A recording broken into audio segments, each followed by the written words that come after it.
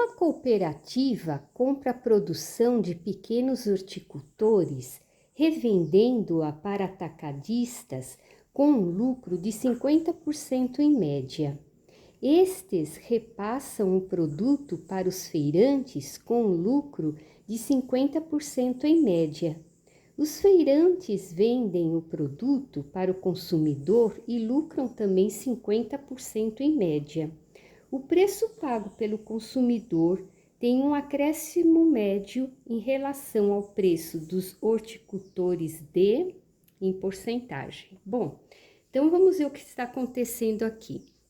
Tem uma cooperativa que compra a produção de pequenos horticultores, ou seja, então nós temos aqui o horticultor e a cooperativa. Então a cooperativa comprou dos horticultores. E essa cooperativa, ela vende para os atacadistas com um lucro de 50%. O atacadista vende para o feirante com um lucro de 50%. E o feirante vai vender para o consumidor final, no caso nós, né? 50% também. Olha lá, 50%. Aí ele está querendo saber o quê? O preço pago do consumidor tem um acréscimo médio em relação ao preço dos horticultores. Então, ele quer saber, desse primeiro, até chegar no consumidor final, do horticultor até chegar no consumidor final, qual foi o acréscimo que teve aqui? Não vai assinalar 150%, né? A gente já viu.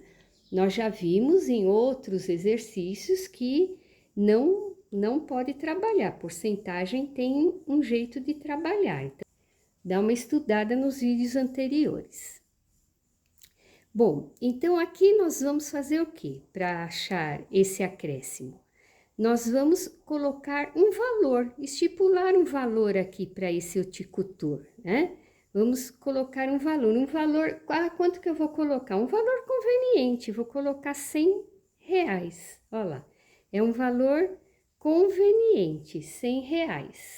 E então o que que acontece? R$100 saiu daqui, vendeu para a cooperativa, colocou 50% em cima, 50% é metade, né? Então, se é R$100 e ele coloca 50%, por quanto que ele está vendendo? Está vendendo por 150.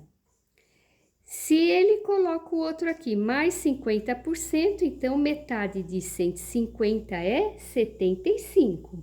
Então, nós vamos ficar com 150 mais 75. Então, dá 12 vai 1, 225. Então, esse aqui já está vendendo por 225. Agora, o outro foi e colocou mais 50%. Então, metade de 225, vamos fazer um rascunho aqui. 225 dividido por 2. Então, dá 1, né? Dá 1 também, baixou 5, dá 2, sobra 1,0. E aqui dá 5, e aqui 0. Então, 225 mais o 112, mais o 112,50 vai dar 733. Olha lá, vai dar 337,50, correto? Então, ele era de R$100, chegou aqui no final com 337,50. Então, esse exercício poderia ter falado para você isso.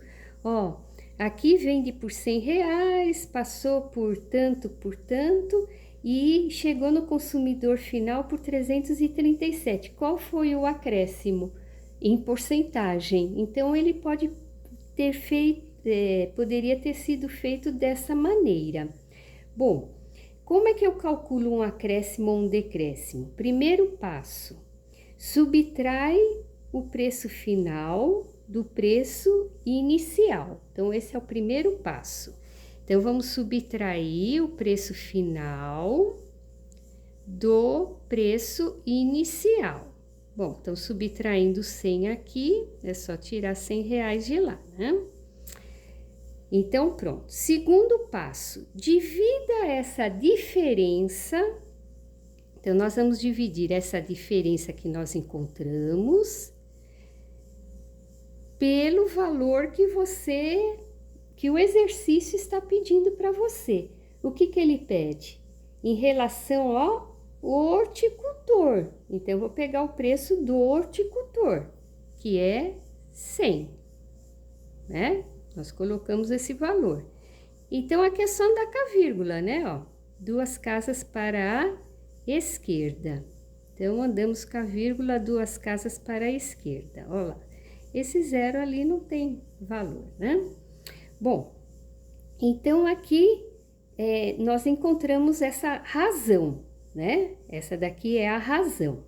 Mas ele deu as alternativas em porcentagem. Claro que nós já vimos qual é a resposta, mas vamos completar o exercício.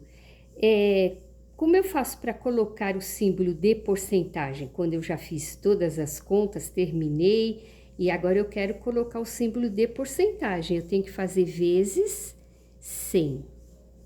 Então, fazendo vezes 100, ando a casa, ando com a vírgula, 2 casas para a direita. E aí, eu coloco o símbolo de porcentagem. Então, esse aqui é o nosso resultado.